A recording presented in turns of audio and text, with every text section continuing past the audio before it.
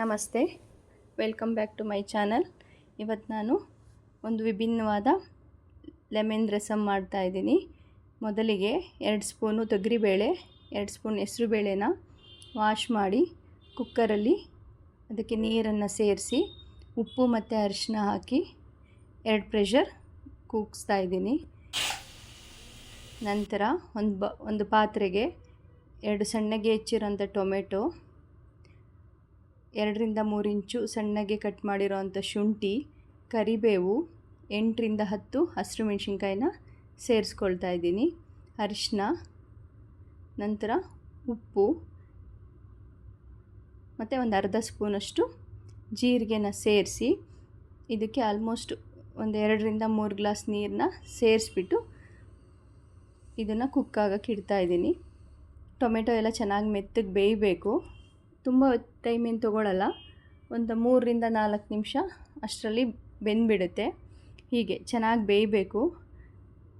ಚೆನ್ನಾಗಿ ಬೆಂದಿದೆ ಅಂದಾಗ ಹೀಗೆ ಬಿಸಿ ಇದ್ದಾಗಲೇ ಒಂದು ಸ್ಮ್ಯಾಶರಲ್ಲಿ ಈ ರೀತಿ ಚೆನ್ನಾಗಿ ಎಲ್ಲ ಟೊಮೆಟೊ, ಶುಂಠಿ, ಹಸಿರು ಮೆಣಸಿನ್ಕಾಯಿ ಎಲ್ಲದೂ ಅದ್ರ ರಸ ಬಿಟ್ಕೊಳ್ಳೋ ಹಾಗೆ ಸ್ಮ್ಯಾಶರಲ್ಲಿ ಸ್ಮ್ಯಾಶ್ ಮಾಡ್ಕೊಳ್ಳಿ.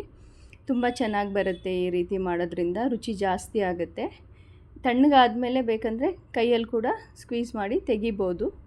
ನಂತರ ಇಲ್ಲಿ ನಾನು ಯಾವುದೇ ಒಗ್ಗರಣೆನ ಹಾಕಿಲ್ಲ, ಒಂದು ಪಾತ್ರೆಗೆ ಅದನ್ನು ಶಿಫ್ಟ್ ಮಾಡ್ಕೊಳ್ತಾ ಇದ್ದೀನಿ.